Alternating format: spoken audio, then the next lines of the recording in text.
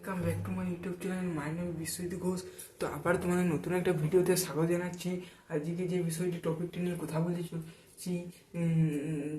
তার আগে অবশ্যই একটু ভিডিও টপিকে আগে শুরু বলে দিচ্ছি, যারা নতুন আছে তারা অবশ্যই চ্যানেলে লাইক কমেন্ট সাবস্ক্রাইব করে দিয়ে যাবে, যাতে পরবর্তী আপডেট এই ভিডিও থেকে পাওয়ার জন্য। বেশ, আচ্ছা তাহলে দেরি না করে ভিডিওটির টপিকের ভিতরে প্রবেশ করে যাই।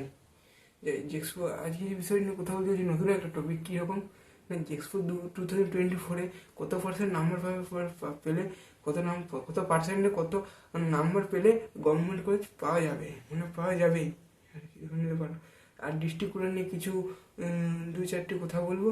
তারপরে এই ভিডিওটা এখানেই বন্ধ থাকবে। পরে অন্য কোনো ভিডিওতে অন্য বিষয়ে আলোচনা করা হবে। বেশ, তো বলছি এক্সপো 2024-এ এই বছর যে রিজার্ভেশন, তো তা থেকে মনে হচ্ছে যে ডিস্ট্রিক্ট কোটার স্টুডেন্টের বেশি ছাড় থাকবে। ফ্যামিলি কোটা থাকে কিন্তু সেটা 10-20%, 10-20% পর্যন্ত ফ্যামিলি স্টুডেন্ট, ফ্যামিলি যারা ক্যান্ডিডেট তাদের ছাড় থাকে। আর যে ডিস্ট্রিক্ট কোটা তোমরা প্রথম থেকে ডিস্ট্রিক্ট কোটা ডিস্ট্রিক্ট কলেজের নাম দিতে পারো। তবে এবারে যেরকম কম্পিটিশানটা দাঁড়িয়েছে সেটা যদি বলা হয় যে হয়তো কারোর বাড়ি হয়তো দেখা গেল বর্ধমানে এবং অন্য একজনের বাড়ি ক্যান্ডিডেট পুরুলিয়ায়। তো এবারে যে সমস্যাটা হচ্ছে যে 40% গভর্নমেন্ট কলেজ পায় এবারে, আবার 45% বর্ধমানে যে ক্যান্ডিডেট সেটা অ্যাপ্লাই করেছে সেটা সে 40% পেয়ে গেছে, কিন্তু 55% পায়নি। কিন্তু পুরুলিয়া যে যে ক্যান্ডিডেট যে অ্যাপ্লাই করেছিল সে কিন্তু 42% পেল, কিন্তু পুরুলিয়া র্যাঙ্ক কাট অফ দিয়েছে 45%-এ।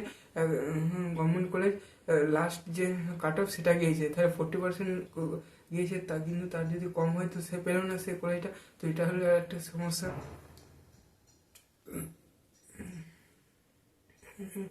যেটুকু বলা হয়েছে মোটামুটি গত বছর 30,000 কি 32,000 সামথিং ফর্ম ফিল আপ করেছিল। এই বছরও ওইরকম কিছু হলেও কিছু কম হলেও করবে, কারণ এই বছর কম্পিটিশন বেশি হবে। কারণ এই বছর মাধ্যমিক বা এইচএস নাম্বার অনুযায়ী হচ্ছে এই বছরে, যেটা যে ডিপ্লোমা ফার্স্ট বা সেকেন্ড ইয়ার লেটার এন্ট্রি যে ভর্তি প্রক্রিয়া।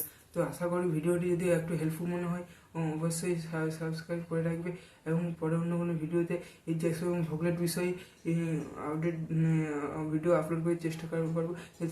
একটা যে সাবস্ক্রাইব অবশ্যই করে দেবো, কেন সাবস্ক্রাইব করে দিলে প্রত্যেকটি ইউটিউবারের মোটিভেশন জাগে, এই ইউটিউব করার জন্য আগ্রহটা বেড়ে যায়।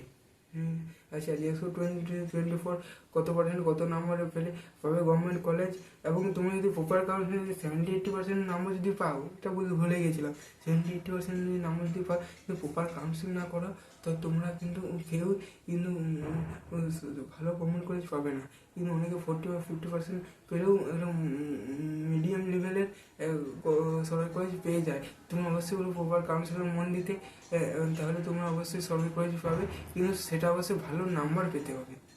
অবশ্যই নম্বর না পেলে কিছু হবে না। মোটামুটি 70-80 বা 70 ম্যাক্সিমাম নাম্বার পেলে গভর্নমেন্ট কলেজ পাওয়ার জন্য চান্স আছে। তো ঠিক আছে, আজ এ পর্যন্ত ভিডিওটা লং করবো না। অবশ্যই ভিডিওকে লাইক কমেন্ট সাবস্ক্রাইব করে রাখবে, এবং ঘোষের বিশ্বজিৎ ইউটিউব চ্যানেলের পাশে থাকবে। অসংখ্য ধন্যবাদ ভিডিও দেখার জন্য। এইগুলো আমি বক্তব্য এখানে শেষ করছি, রাখছি।